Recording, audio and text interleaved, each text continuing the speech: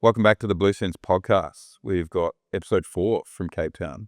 I personally have been looking forward to this one. We had Gabby really set the bar very high yesterday for you guys. Ibra, we gave you a little bit of a warm-up earlier this morning. And now we've got the two strategic minds behind all things Blue Sense head-to-head today. Hopefully you guys don't agree on completely everything. We'll see. We'll see how we do. To introduce you guys again, Ibra, lead strategist, Nathan, co-founder, head of strategy. Let's get into a few topics. So, the role of efficiency in growing a brand. Should brands prioritize profitability before scale, or should they scale to create profitability? I think it probably is case dependent, but probably the latter, which is that you need to achieve a level of scale before you can expect profitability. And the main reason for it is operating expenses should decline as a percentage of revenue as you achieve scale. Therefore, you can technically scale your way out of net losses. It is dangerous because if efficiency tanks, you're not in a good position. So it's assuming that you can actually scale whilst maintaining efficiency that you can do that. I think it's a risky play. I think most people that own $1 million to $5 million businesses, which is kind of where this question's framed. This isn't a question for like 8-9 figure businesses. I think most of those founders don't have the skill set to be able to just take losses month on month and then scale in hope that they can scale out of losses. I think it's a very risky play because if it doesn't work, you just scale losses up. Yeah. So with that being said, I'd probably revert to the first option if you're a small founder, which is that you should focus on profitability as you scale. I love risky games, usually. I think you need funds to be able to grow. And the dynamic that Nathan was describing makes so much sense. As in, if you can't fuel the ad spend, the operating expenses month on month, you will not be able to scale. You will not be able to put money back into the business. I would be of the idea that you need to achieve a level of loss that you are comfortable with at the beginning, which is, I know it sounds bad, but most of ecom brands between 1 to 5 mil are in this situation where there is a necessary sacrifice that needs to be made during this phase till you get your product to reach the market fit. And then from there, you can start actually unlocking economy of scale, as Nathan was mentioning, regarding operating expenses, regarding your OPEX, as you increase your volume. So it is a balancing act, and it depends a lot on the business owner in this case and how much risk he can take. And you spoke to a skill gap there where it's a risky dynamic, and particularly so for perhaps a founder that's not as seasoned as one that's been running an 8-figure brand for a while. Where do you go about closing that skill gap? Is that something you're going to find in a coaching group, or are you looking elsewhere? I'd probably recommend a coaching group depending on revenue. I think it's a bad call generally to go to an agency for 2 reasons. And it's not to say that agencies that service small businesses are all bad, but it's to say that the founder doesn't have the skill set to identify which agency is actually good. Yeah. And that's a skill in itself, particularly at the lower end market, because as you go up market, your ability to find incredible agencies, I think, improves because the agency thesis generally is that you can't grow to a certain scale unless you do go up market. So the good ones go up market. So then as a function of that, if you're small, the best thing to do is self-learn, because self-learn is also going to perpetuate itself into your ability to then vet. If you know how to run meta ads, if you know the basics, if you know how to track MER, if you're looking at like core KPIs that a coaching group should give you, a good one, which there are many in Australia, then that sets you up pretty well to get to 4, 5, 6 million profitably, and then look towards an agency who is ultimately going to drive a substantial amount of value if it's a good one at that scale. Yeah, I think at early stages, you should try to figure it out yourself. You should try to reach out for consultations, coaching groups. One, as Nathan said, you will be able to vet agencies better later on. But secondly, you will keep costs down in a way. I have worked with many brands between 1 to 5 mil in Europe. And one of the main constraints would be actually the cost of the agency, because you can't optimize this cost at this revenue level. And without a product market fit, scaling potential is lower. So I would be more towards get it done yourself, pay for consultation, coaching groups. And then once you get to a point where you are comfortable enough, generating enough margin every month, then obviously you are also more capable of hiring someone who can run the business for you from paid media point of view. And then you can dedicate your time and you allocate your resources elsewhere to scale the business in different ways. Yeah. A good example of that is that every 9-figure brand we've onboarded, and probably like half of the 8-figure brands, we've paid for our fee within the first like 6 hours of onboarding, because it's just like branded search cut, slight reallocations immediately. Yeah. They're making an extra like 20K a month in contribution profit. But the exact same thing on a small business. It's like great $200 extra contribution profit. Like the leverage isn't there. Yeah. And so it does become like really hard to substantiate fees at that level unless you can drive scale quickly. Yeah. So, Ibra, you had a stab at the attribution question this morning. We'll go to you first, Nathan. Is it completely meaningless in 2025, or are we just misusing it? No, I don't think it's completely meaningless. I think that it's a good indicator for relative performance in an ad account. So, for example, you have 100 ads in an ad account. How do you use MER to know which ad's working well? Like, you can't, because it's like one overarching metric for 100 different variables where spend's getting split between them all. And so you'd have to run consistent daily tests on like moving budgets around to be able to know, which you should do. But ultimately, like, attributed numbers still gives you a point of comparison within the account. I think incremental attribution in Meta is like the best step towards that, where it actually is quite accurate.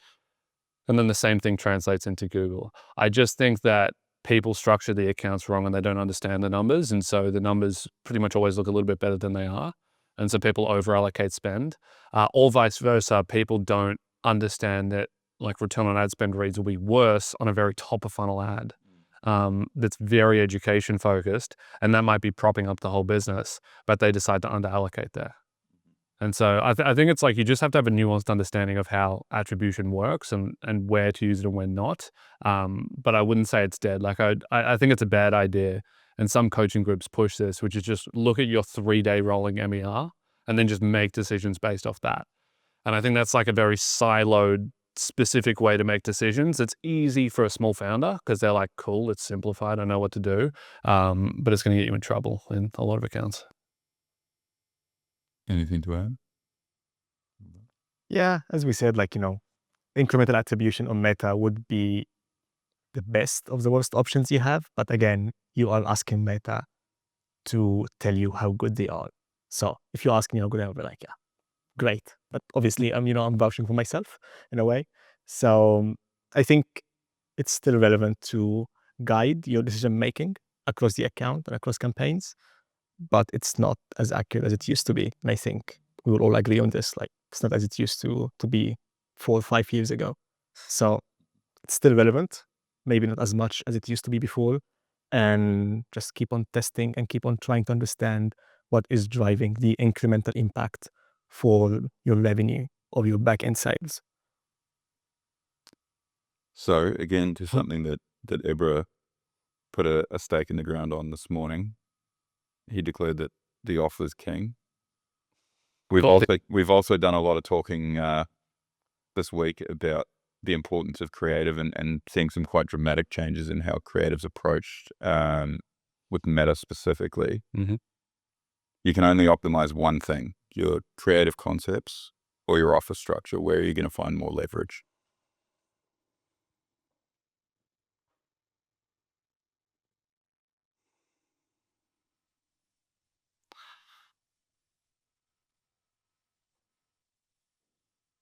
Probably offer. I was expecting creative. That's been very fun. And the reason being is that the creative is the medium to communicate the offer. And so if you're communicating an offer that nobody wants, then no matter what creative you throw at it, it won't work. I also think that a big like availability and performance increase in creative actually comes from reframing an offer.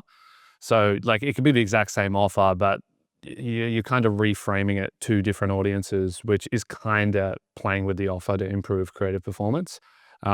Even though the creative might be looking different and changing. So yeah, it probably starts at the offer, then moves into the creative, even in fashion. Because I would look at the offer in fashion as the product, like at the end of the day. 100%. And the product is really the only thing that everyone cares about. No matter how good your creative is, even if you're building like really strong brand affinity to a specific lifestyle, if the product sucks in the lifestyle that you're trying to sell, then people aren't going to buy. I think people really underestimate small businesses that launch into fashion, underestimate the importance of the product and branding in actually having a successful apparel brand, as opposed to just driving performance marketing. We were talking about this the other day, which is kind of off topic, but it's that if people launch a brand and they go, I'm going to grow this brand through performance marketing, and that's like a flawed approach out of the gates. Really should be, I'm going to build a brand and create communities. I'm going to connect to specific people. I'm going to have like creative and imagery that is resonating with that target demographic. I'm going to build organically or through other means, other channels. And then paid media is essentially like the fuel on the fire that actually gets it to from 1-2 million up to 10 million. But I think building a business off of performance marketing, it's like a dangerous game, particularly in fashion. Yeah, I agree. So we got slightly off topic, but just on creative versus offer. I think if you have an amazing offer and your creative is just bad, I think that's a big issue. So like, I think both of them should go together in a way that your creative and your message are actually explaining the offer. Like many times we would see an amazing offer on the website and then you would look into the ads library and it just doesn't explain anything. Like there is no continuity in the messaging that you have on the ad account and what you are showing on the website. So I think, yes, I'm a big offer fan, but if you're running an amazing offer, you need also to have a good way of explaining it on the ad account in terms of the video or the static you're running. And on Nathan's point, 100% paid media is just amplify your brand's voice, your brand success. Running a brand from scratch with paid media works if you have an unfair advantage against all your competition, which is really rare right now because everyone's just copying everyone else most of the time, which is fair. So if you have that advantage, then you can start off the gate with paid media and you can get to great results. But in most cases, it just will not work out, unfortunately.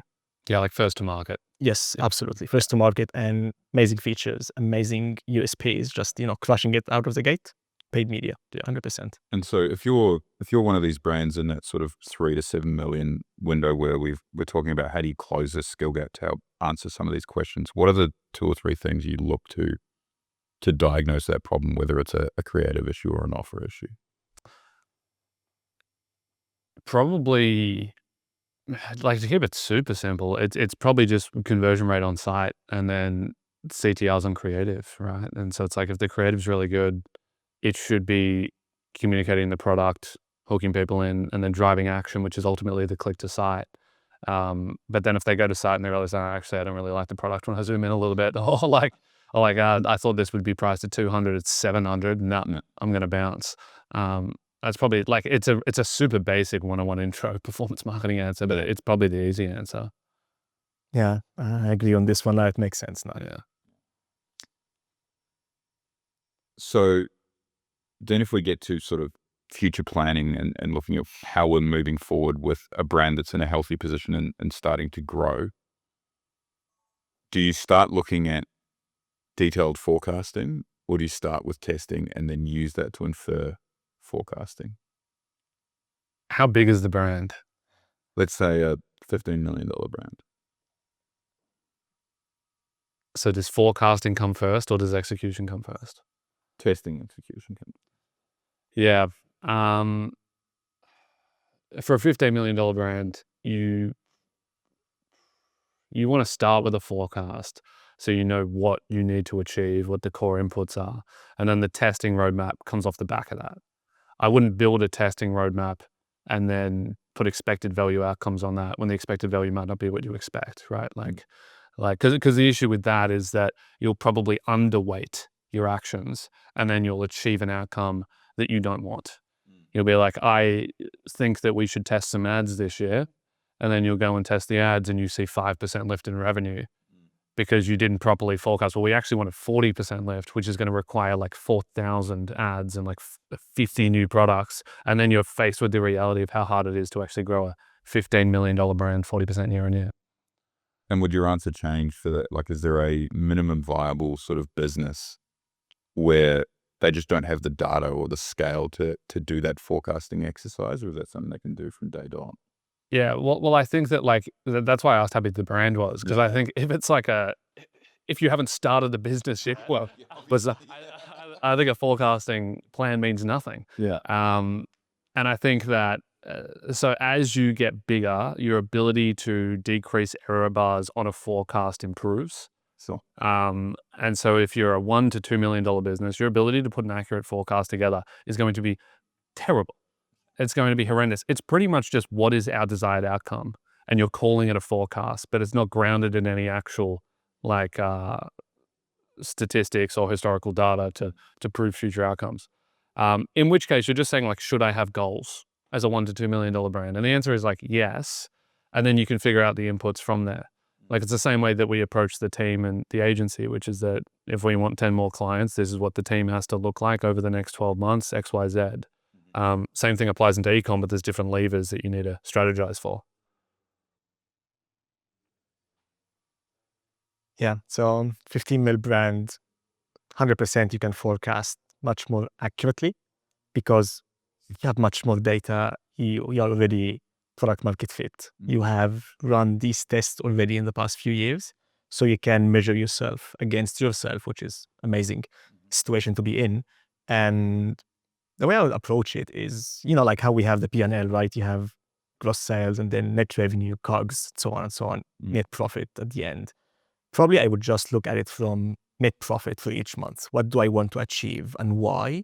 And reverse the P&L into getting to gross sales. So I want to get to, 100K net profit. And based on my margins, based on what I expect, returning customer rate and new customer rate to be, what kind of gross sales I need to achieve and with which kind of AOV based on last year's data. And then as Nathan said, like inputs equal, outputs usually in life and in business. And based on that, this is what we have done last year.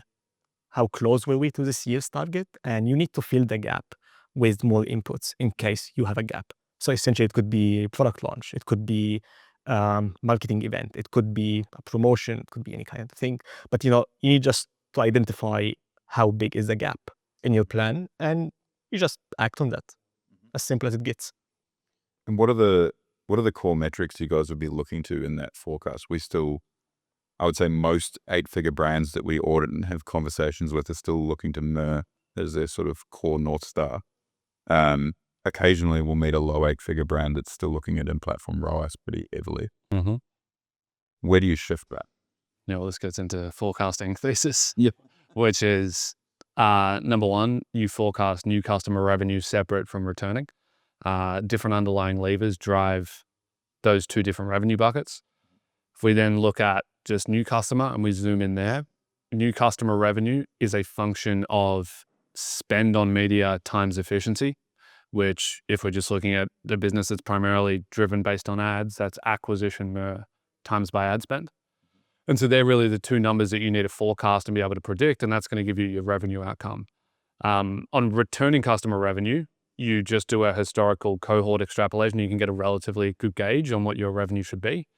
And then you want to think about, well, returning customer revenue in some months when we look historically and we use the forecasting model is really wrong, right? And the reason for that is that there's generally events that are placed throughout the year that drive an outlier revenue month.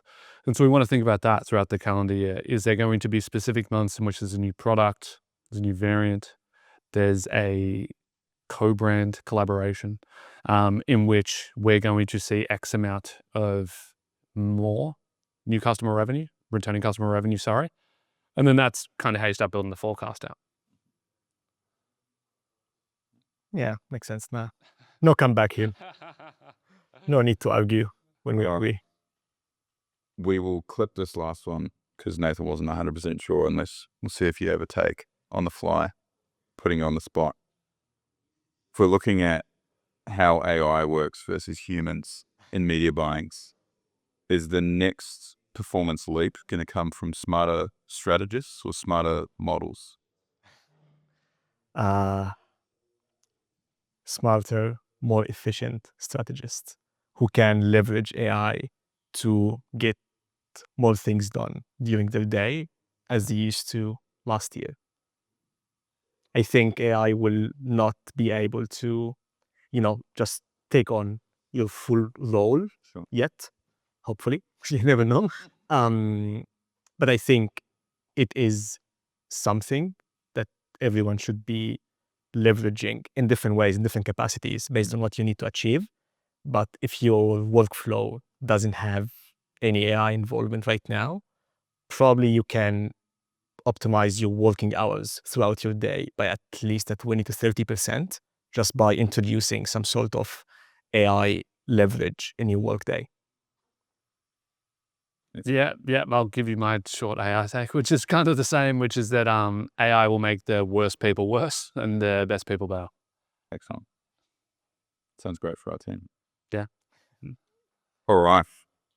We're going to try ripping through a few more rapid fire questions. I'll ask you guys, I'm looking for a sentence. Maybe that's going to be hard. Maybe two. We'll see. Yeah. See how you go. Yeah. Okay. You should never scale ad spend unless you're already profitable. Depends. That's a one for it depends. We should have a counter here. No, you can scale ad spend and become profitable because operating expenses will decline as a percentage on the P&L. We kind of answered this one. A brand doing under 5 million a year shouldn't be forecasting. I think again, that depends. We're calling it a forecast, but it's really just a desired outcome. Setting goals, more so. You can buy your growth as long as you can measure contribution margins. Yes, I think that is the fundamental of performance marketing. We're always buying growth. Discounting will always hurt long-term profitability. Not true. If it's done infrequently and the offer could technically increase contribution margin across the sale period if demand outweighs the discount. We can attach the model you put together for CN. Yep. As part of that answer. It's great. A business can be profitable and still be in trouble. Definitely, because the profit doesn't matter. It's the cash flow within the business. You're on fire, man. I agree. I'm good. You're good. The CFO should make the final call on ad budget. It should be a collaboration, in my opinion. You can't have the CFO working in isolation and just telling us or telling the paid media team how much they should spend. And you shouldn't have the paid media team just dictating how much the brand should invest every month. It should be, working together. Yeah, I think the CFO has much more context as to the business's cash requirements than an agency or marketing team ever will. But I've also seen some really mediocre CFOs that don't understand that almost 80% of their revenue generation is coming from media spend for whatever reason. And so they see paid media as a cost center as opposed to a revenue driver. And I think that comes particularly from the CFOs that used to work in traditional businesses, in traditional marketing, where you were buying ads on radio and TV, and they saw them very much so as long-term brand effects. This isn't actually giving us revenue today, which is not the case for e-commerce brands that are primarily driving through paid media. Chasing a ROAS target of X number is an outdated model. It's an illusion. Yep. Yeah. It just can be all returning customers and you still hit your target ROAS, but then you're not growing. Geolift testing should replace in-platform reporting entirely. Depends. Because first of all, not all brands can run Geolift based on how much they are spending. So there is like this certain requirement that you need to achieve. But I think all brands, depending on how much they're spending, again, can access the free experiments on Meta, where they can get an understanding of how their ads are actually performing against the backend metrics. And also, like, to run a proper Geolift experiment, you need to have knowledge of how to select the JOs you are going to test, and based on what, how much impact they drive across each other, and for how long you're gonna run the test, and how long you're gonna wait to see the decay. So like there's so much nuance to run a Geolift experiment, and if you are 1 to 5 mil brand, most likely you don't have this kind of tools to be able to run it. So depends. Most e-commerce brands test too much and learn too little. It depends on your definition of a test, but probably, yeah. I think it's test badly and learn too little, I would say. Like launching 10 ads is not a test. Like launching 10 ads with 10 different backgrounds, same ad, just background change. It's not really a test. Like it's the same ad for the platform. So that would be bad test, and you will learn most likely nothing out of it. So if someone's approaching testing and they're launching 60 new ads and they're all just background changes and maybe a headline tweak, it's like it's one ad. Yeah. The same ad. Yeah. If it can't be measured, it shouldn't be funded. I think this is the intuition question you both sort of intimated out of breakfast today. Yeah, which is that like every marketing exercise can be measured because the desired outcome is always measurable. Like you don't have a desired outcome of, I want more people to recall my brand when they're sitting at home. Like, okay, but why? And if you just go, but why? It's like, well, so the company makes more profit and shareholder value increases. So it's like, did shareholder value increase when we started running radio ads on a 6-month time period? Okay, we got our answer. The issue is it requires actual testing discipline, because kind of looping back to the last question, people might over prioritize quantity of tests rather than quality of tests. And so if I said, yes, you can run YouTube ads and it might give you a massive edge in your market because no one else is doing it, but it's going to require a 4-month testing period, and you can't really do anything other major marketing efforts in that period, or else it's going to dirty the data. Like 99% of people go, no. I would rather run 60 tests in which will mean nothing. We won't even track them properly, but we'll feel good about ourselves. Yeah. And maybe the marketing manager can report up and say we ran 60 tests. Whereas like one good big swing would have been much more productive. 100%. Keeping things as they are for like 2 to 3 months is usually a hard thing to convince, for a marketing manager, especially like, just we're going to run this one thing 2 to 3 months. We're going to see what's going to happen after that is a tough one usually. And, usually it's easier to just like, tweak small things every week and hope for the best. I think naturally you prescribe value to volume too. Yeah. Yeah. Which is that like as a manager looking down, you're more impressed by the person that did 7 tests than the person that just did 1 test for 3 months, even though the 1 test for 3 months has a much better expected value outcome if it is actually successful. It's a conversation we get in growth conversations all the time, is how many tests are you going to run per month? And yeah, it's never it's a crazy question. Yeah. I think we've touched on this, but we'll get a quick snappier answer. Great creative beats a bad offer every time. No, absolutely not. Like you can get the cheapest cost per click in the world, but then if your conversion rate is 0, you end up making no money. Something 0. The best performing ads are almost always the simplest ones. Well, a really good top of funnel ad can communicate to the most amount of people possible, which generally means it has to be at a 5th grader level. Yeah. Which means that probably if we're defining simple as simple, easy to consume, then like yes. if we're talking about simple as in like a Canva template that you're just plug and playing a ChatGPT recommended text output, probably not.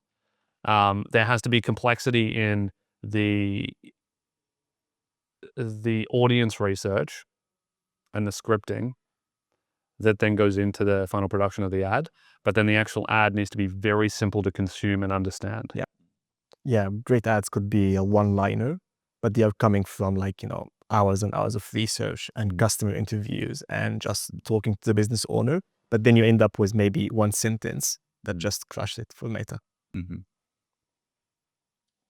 Is UGC overhyped because it's just another format that should be in your mix?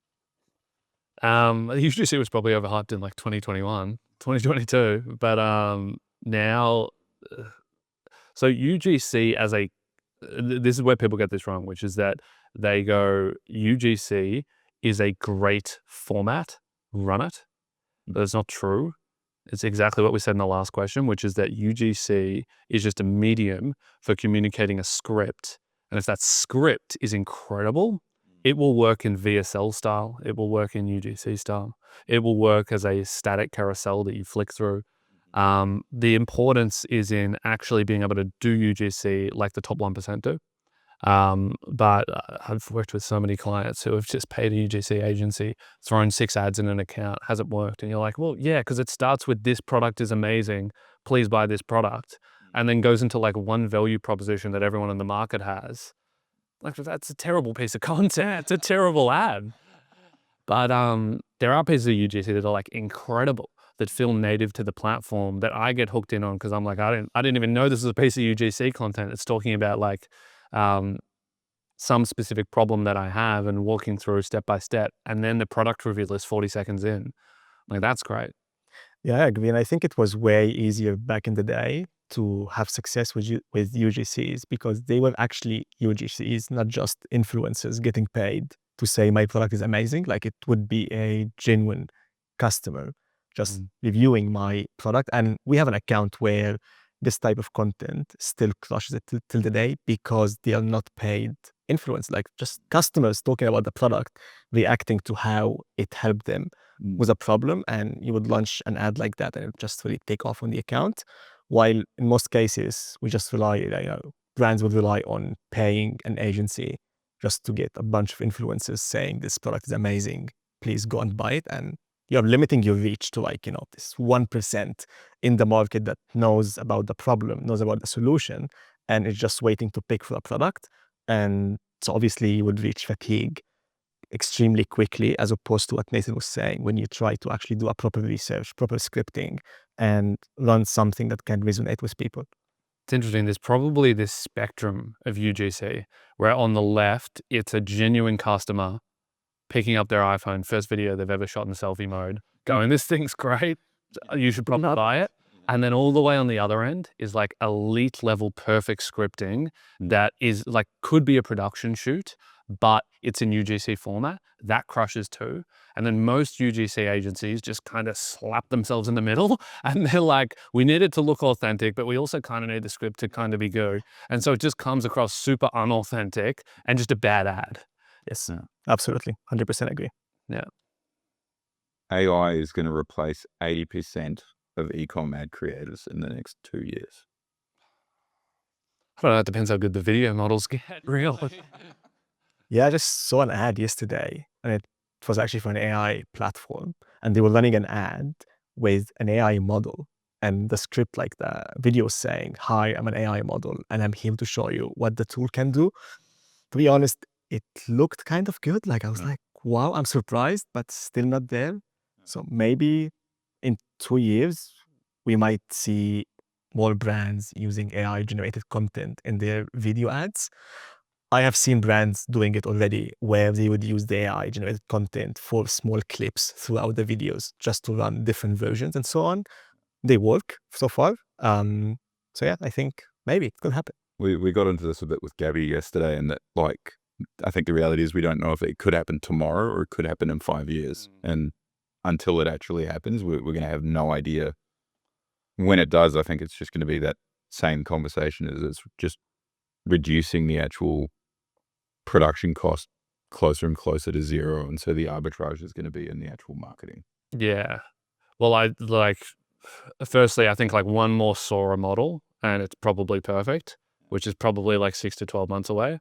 Then the question becomes, if there's infinite capacity to create content, what happens to the value of that content? And it obviously declines. And so then when you look at ad creation, there's probably going to be a short-term period of arbitrage where you can be first to market, pump out thousands of like incredible ads and everyone thinks they're real. And then people catch on 3-4 months later. And then everyone's like, probably like, all ads are fake. I can't trust anything. Like all of these people aren't real. And then it's like, okay, well, when is it helpful then? Because UGC kind of loses its authenticity. We can't really trust it anymore. Well, it's like high production shoots that still communicate the product. No one really cares if it's a real person in the shoot. Like I just want to see the product and sure someone needs to hold it. I don't really connect with that person. So I think it's the creatives in which there isn't a necessity to connect with the actual character in the ad, that it will be used and it will be fine. But I think there's also this other spectrum of creative where people actually do want to have affinity to a product that resonates with someone that's real. And so I think it will cause like more need to have popular influencers or celebrities in ads to actually go, oh, that person that I like is using that product, therefore I will use that product. I don't think you can just blast a bunch of fake people at someone and say, these people use the product, go and buy. Is creative fatigue bad audience management or a content problem? Bad audience research. Usually, if you are locking yourself in such a small audience, it will happen sooner than you expect. That your frequency will skyrocket and your ad will stop performing. And if you stay in the same loop, it will always be the same. You launch an ad, it will maybe get a few conversions at the beginning, and then out of a sudden your frequency increases a lot, and then your ad just nosedives. Yeah. So I think it's more of bad audience research rather than a content, because any content can be good if there is a thought process behind it in a way. So if there is no thought process, then all content can be bad. Yeah, this is a good play on your Advantage Plus presentation the other day. Yeah. Which is that if you're a small brand, you can probably get away with never being good at top of funnel ads, because if you go and look at shoes, Meta will take the fact that you looked at a shoe brand, and now anyone that sells shoes will start targeting you ads. And so you can just catch people at bottom, middle of funnel with an ad that says your value propositions are maybe a cheaper price, and you could win a lot of business just off warm audiences. But the issue is that there's only X amount of people looking for shoes on the Meta platform. And so eventually it may be $10,000 a month, $20,000 a month in spend, you can't scale. And that's why most people hit this wall and they can't get above it, because that's when you actually need to then move up the funnel and start generating really good top of funnel assets that are going to effectively generate that first click to the shoe page, where then all your competitors are going to come in and try to steal the customer. And so I would think through that in regards to frequency, which is that it's not necessarily a bad thing if you're only putting bottom of funnel and middle of funnel ads in an account to kind of get off the ground at a good efficiency. But you just need to realize that it's only going to take you so far as a small business, and that you will need to jump into top of funnel ads, which is like 10x more difficult than just whipping a Canva template and throwing a middle of funnel ad in an account. Yeah, it's like, I think it should be a strategic decision. You just need to know that it will get you from this point to this point, for example. And if you want to get to the end of this table, then you need to do this tough exercise of doing top of funnel and trying to convince people that this is, problem, solution, my product, and so on and so on. So perhaps another one that's going to depend on the size of the brand we're talking about. What's more important? Is it speed or precision when you're looking at scaling an account?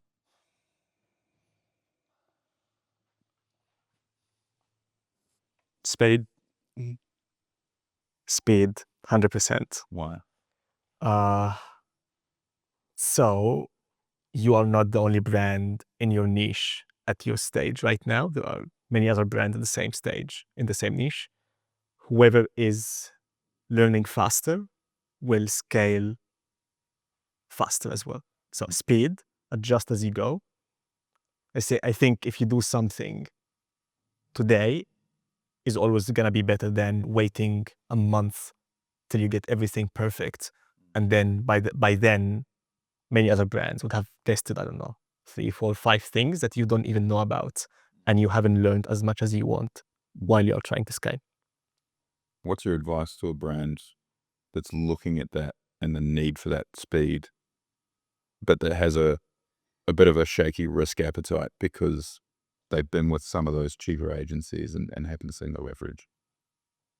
And being fast. Yeah. Well, like I think a good example is creative, which is that if you look at what's your bar of quality on a creative ad, if you ramp that up to 100%, which a lot of people do, like we want every ad to be absolutely meticulous and perfect. And then you look at the creative output of an agency and you're essentially like putting that throttle on them. How many ads get through? Well, maybe we get 20 ads into the account per month. If we're giving feedback and this needs to be absolutely perfect, versus let's pull back to 80% and be like, they need to be 80% perfect. If there's a spelling error, I honestly don't even really care as long as it's in the subtext. Like if something's slightly off frame or if they didn't use the logo, but I wanted the logo there, I don't care. Like let's let it through. You probably go from 20 ads to like 100 ads. Like it's a very big step change, taking even the pedal from 100% to 95. If you just let a little bit of stuff slip through, tons of volume will slip through. And in that case, like I think it's very, very viable to just pull back your like bar of quality. Yeah. I do it in our ad account. Like if you ever see Blue Sense ads, you'll see spelling errors everywhere because I'm like, I don't care. I would rather get 90 ads up today than get 5 ads, but double check every single word in every single frame of every single video. Like, Yeah. I really, it doesn't matter that there's a caption error at 14 seconds in the video. No, it doesn't matter. What matters is how good is the value proposition and how good is the script, and am I educating people through that video? Which I think comes from a bit of an understanding of what like good looks like. If you think that good is the perfect still image with everything perfectly placed, then you probably have the wrong definition. If we're looking at performance marketing. If we're looking at maybe a billboard ad, okay, like maybe that's different. It's outside my wheelhouse. But then that starts to translate into like everything in terms of testing methodology, in terms of making changes to account structure and pivoting if performance isn't where it is for a reasonable amount of time. So yeah, I think speed beats it.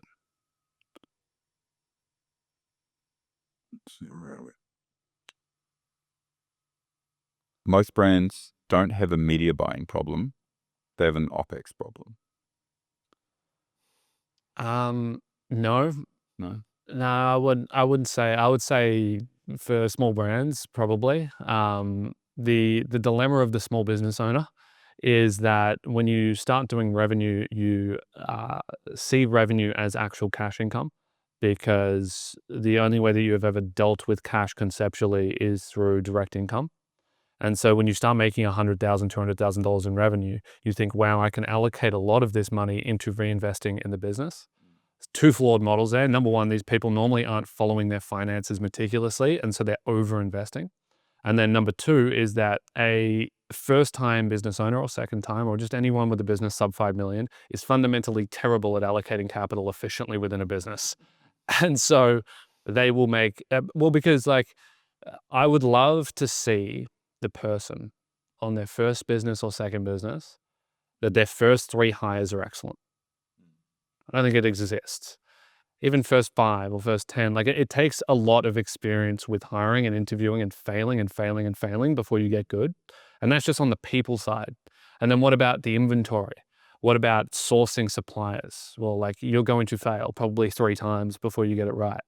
And then what about the next bucket, and then the next bucket, and then the next bucket, and then product launches? Like product launches is one of the most important things in e-commerce for actually achieving 8 figures. God, it's one of the hardest things you could do, is like know exactly what product is going to resonate, isn't going to cannibalize the current existing revenue. And then we're going to be able to drive this like with ad spend behind it. And it's not just going to act as a cross-sell product. Like all of this stuff is so hard. You can get good at all of it, but you need to fail 500 times. You need to chew glass and stare into the abyss. And so I think you should instead be more conservative in allocating spend towards operating expenses so that the business doesn't die. Yeah. I still think you should fail and hire people and then realize you made bad hires and you didn't know what you were doing. But I think you should do it a bit slower, because we could bring up some brands who we have worked with or have consulted with that have significantly over allocated to OpEx like I've never seen before, under this assumption that either growth will continue linearly forever, and that there'll never be a plateau, which the one thing I can guarantee is that there will always be a plateau, or they haven't been looking at their finances meticulously enough, particularly with the complexity of cash flow in an e-commerce business, because cash goes out to buying inventory. And so you think it might come back, but if you don't have control over that, you end up in a really bad position. I think one answer to this is your creative example around a sort of a throughput tolerance, if you will. Yeah. A brand can't scale past $10 million without breaking something. Is there another example like that creative one? Well, a lot of stuff is going to break all the time. 100%. Yeah. Like from zero to wherever you are right now. From You zero to might block out so many things already. Like, and as you go, you'll always break stuff. Just part of the process. Like, I think you always fail in different ways, obviously, like helping that we are learning from every mistake that we are making, but you'll always make new ones and you learn from them and then you move on. And that's just part of the business, I guess. Yeah. Like if you define break as like lose on a test, well, like you're going to have a pretty high percentage of tests that don't go well. And you're probably going to have some big swing tests that don't go well. Like a product launch is probably a great example. Like the amount of product launch fails that I've seen is like, I think almost every ecom business has launched like 3 products that have failed. Like people just aren't very good at market research to be able to identify products that are going to perform well. Because honestly, identifying one product that's going to perform well, it's a miracle in itself. Like that, because that means you have effectively found product market fit, and then try to do it again, and then again, and then again. Because it means that you found something that can impact the life of so many people that got you from zero to 10 mil in revenue. And as Nathan said, good luck doing it again, because you need to find something else that can influence more or less same number of people, which is challenging. And it takes, lots of research, and you will fail. Probably, yes. I agree. Does a good forecast beat a great ad account, or the other way around? I think they go together. Like you need a reasonable forecast to guide a good execution on the ad account. So reasonable forecast that is based on reasonable goals and reasonable growth that will guide the day-to-day execution on your ad accounts. So I think there is no one or the other. They should be together. Yeah, I agree. A great ad account is meaningless without direction, and a forecast provides direction in execution. And then a great forecast, let's say defined by a lot of time and effort went into it, means nothing with a bad ad. Let's talk people, tools, agencies. Agencies shouldn't promise performance guarantees ever. Yes, 100%. I'm sorry. This is harder going for you, isn't it? Actually, this way is for you. 100%. Yes. So like the reason being, well, it's kind of context dependent, business to business, but the reason being is that the amount of time and effort to be able to accurately forecast a business into the future, that time and effort will never go into the pre-sales. It's just like you would have to pay a lot of money up front to be able to get that in place. And then even so, like this is where the real dilemma occurs, is that why are you asking for performance guarantees? You're probably going to ask a second or third agency for performance guarantees. And then you're just going to create a bidding war on who's going to promise you the world, which is, it's just like, what are we doing at this stage? Yeah. Now, obviously, we don't really have skin in the game in this case, as in we're not ecom owners. But if I were, I would be more focused on which agency can show a framework that actually makes sense. So even if things are not heading in the right direction, I want to see an agency that can tell me, first of all, why we're not going in the right direction and what is the plan to fix this, which doesn't guarantee success, but at least I know I can trust you guys with my money, with my investment, knowing that we are learning things. And even if things are going bad, we can figure it out. I mean, I think it surprises no one. I've written dozens of these kinds of contracts in my career, and the reality is that they are always written in the most conservative lens possible. That sort of, when you boil it down, it really gets back to that question of what are we really doing here? Yeah. Are we trying to achieve an outsized outcome that's why we're in business? Yeah. Rather than just some sort of very safe guardrail that's frankly not that impressive. Yeah. We can give a specific example as well that we would be that we've been dealing with. Give you several. But it's also like that. A nuance here is if you're giving guarantees, you're probably giving guarantees on quick time periods. Like no one wants a 1 year guarantee. Like what are we doing? We want give us a 30, 60, 90. The issue with a 30, 60, 90 is in larger businesses with long time to purchase, the ability to drive substantial increase in volume or decrease in efficiency very fast is almost not possible. Because if average time to purchase of someone is like 30 to 40 days, let's say you get into the account, you want to check everything, you want to do your due diligence for the first 30 days, you don't want to break anything. Study the account, study the audience. Day 30, you then start applying the changes. Maybe by day 45, you've transitioned a lot of the strategies over. And then that's when the efficiency gains should start to kick into effect, but it takes 30 days before you even see it because of time to purchase. Yeah. And so now we're at day 90 and we're just starting to see the impacts of what we've been doing over the last 90 days. And if we're KPIing on a 60 or 90 day goal, it's so silly because we could hit it, but we're going to hit it by destroying long-term viability of the business. Yeah. Or you could hit it because of positive seasonality, because 30, 60, 90 days is not enough to encapsulate a full cycle of seasonality usually for an ecom brand. So if you onboard an account in September, 30 days are going to be horrible for you. If you onboard an account on 1st of November and you have Black Friday, Cyber Monday, you might actually do a good job. So it depends on when you're onboarding the account, and that's why 30 days are not enough to show a constant improvement on the account. You might get a massive spike because maybe you onboard and they have a great offer going out of the gate and they're like, yes, let's go, we're gonna crush it. But then the offer's done and then your performance just goes to the ground again. So it doesn't really show, a pattern of improvement in terms of growing the business. That's why usually there are ways where agencies might over leverage a 30 days improvement by just hopping on the account, increasing spend on existing customers. And we have seen so many accounts where this is happening. Increasing spend on existing customers, revenue will go up, but new customers are not growing. And we're like, yeah, we hit the target in 30 days. So it's kind of short-sighted to focus on, such a short period of time, because you might lead the agency into making actions that are not in the best interest of your business long-term. So we touched on this a little bit again with founders of new brands or smaller brands in terms of understanding how to allocate capital in their business effectively. What if we go slightly up market, slightly larger brands?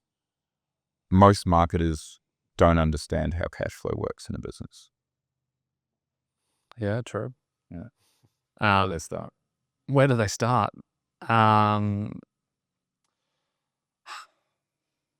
Well, I would actually say understanding cash flow within a business is more important for people that are down market and are working with $1 to $10 million businesses, because their cash flow is in a tremendously bad position. As you start to go up market, I'd hope their cash reserves increase, and therefore it's actually less risky. Yeah. But the fundamental to understand for performance marketers is that net profit does not equal income. Cash flow is really equal to income. And the reason for that is that let's say the business that you're working with is operating at 10% net, that almost in the entirety of that net will need to go back into future inventory purchasing Stock, yeah. if they are growing. If they have flatlined for a substantial amount of time, all of the cash will flow into inventory and they'll have enough inventory to sustain. But if there is growth, you need an increase in cash allocation to inventory on hand. And that is where I've actually seen some pretty funny situations when we used to be like servicing $2 to $3 million businesses, which is, how many times would have you heard this, where they come and they go, yeah, so we want to grow by 300% in the next 4 months. You go, how are you going to service all that inventory? I've had someone tell me they want to be a 9-figure business in 8-9 months. Yeah. As a $5 million brand. That's achievable if you could raise $100 million in cash. Yes. And if you can take such big swings as well, like you can't just do like, normal ad account stuff and expect to achieve such growth. So you need capital, and you need also like to do things that are not the usual stuff that everyone is doing. Otherwise, that's just impossible to get there. Like a good way to always think about rapid growth is that rapid growth only ever comes from short period arbitrage opportunities. Yes. Like you do not, like, no matter how, you can have incredible fundamentals. Like you can have the best performance marketers. You're not going to grow by 1000% year on year, or 500% or 400% year on year, unless you have some arbitrage that exists that you go and exploit and put pressure on. Yeah. I'll push back quickly. You mentioned obviously these larger brands usually going to be much healthier from a cash perspective. We've also seen a number of large retailers go under in the Australian market in the last 24 months or so. Is that something that the marketing team should even be thinking about? Is there something they could be thinking about in their day-to-day execution that benefits that from a just financial acumen perspective? Yeah. Well, it's like, why did they go under? There's probably 3 main reasons. One is grade C inventory not being able to move, and so all their cash gets stuck in inventory. Number 2 is they get stuck into a discounting loop where they have to continue to discount to generate revenue demands to pay their operating expenses. Or number 3 is they just decline in top line revenue, and they don't react fast enough. And so I think all of them should, the marketing team should have visibility into them, because they are actually relevant in the marketing strategy that's being driven through paid media. Like on the first one, if we're looking at too much capital is getting held in inventory in grade C inventory, well, it's very fixable with marketing, which is you discount heavily in some capacity, or you build those products into bundles. There's hundreds of strategies that exist there to move that inventory. I got a video on it on the Blue Sense channel, which is that you need to make a balance sheet play rather than a P&L play. And this is what probably I don't think any performance marketing team in Australia would ever do, because everything's measured against profit. It's not measured against turning inventory back into cash, where sometimes that is required. Number 2 was heavy discounting, very relevant to the marketing team. I would say it's also relevant to the branding team at that size, which is it. And it's relevant to the product team. Like the reason why you have to discount is because there's a value discrepancy in the market. People don't value your product anymore. Why is that the case? So it's kind of where you have to have multiple teams coming together to try to solve that problem, but marketing should be involved. And then the last one was just a decline in revenue and acting fast. It's probably a good value prop for speed, which is you need to cut quickly, or you need to fix it in some capacity. And increasing, like, how do you increase revenue and demand generation? It's generally through marketing in some capacity. People need to know about your product and buy more. Or it's an OpEx issue and you need to pull OpEx back. Yeah. I think the second and third points are fairly, accessible to marketing teams. On the first one, though, I'm going to be on the marketing team side, because in many cases, founders will not just be sharing clarity on, inventory levels, and you're just flying blind in this case. Like if you go to the doctor and you tell him my arm is hurting, he will just fix your arm, but then maybe your back is also dying and you didn't tell him. So he's not gonna diagnose that because you didn't tell him. So in a way, there are cases where we lack information that can actually shift the strategies that we are applying on the accounts and using on the accounts. And then this end up creating a massive issue for the business in terms of like, having so much cash hold in inventory that is not being, sold and then just sitting there and you're losing value and you can't keep the business running because you don't have enough cash. So like, maybe sharing and involving marketing team is really important also from this point of view.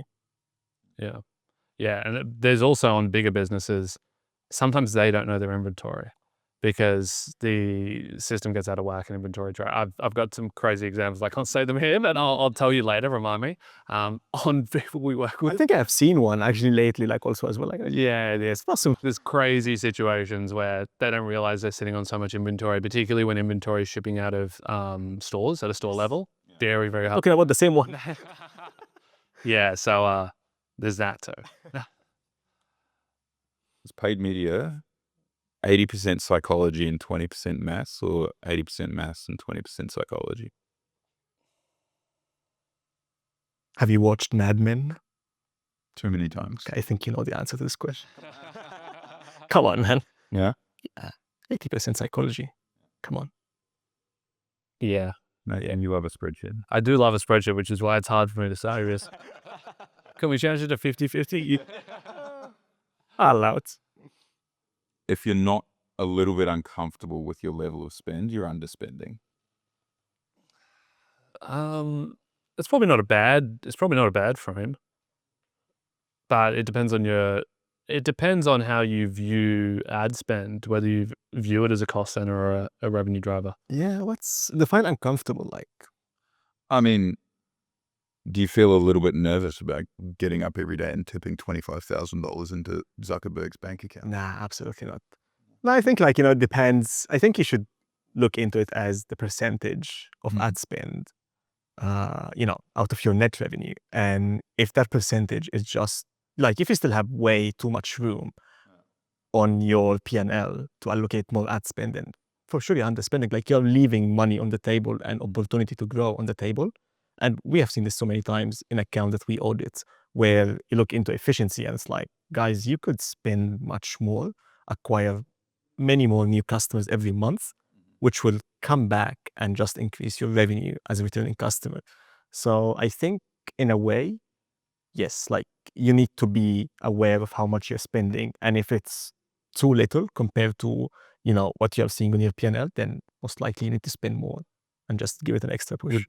Is there an argument there that it really depends on the operator as well? That like if we see this all the time with, someone that's got a particular eye, usually in fashion, for creating fantastic products, they catch success and they've grown that to a mid-8-figure business, but they've never come from that sort of structured marketing background.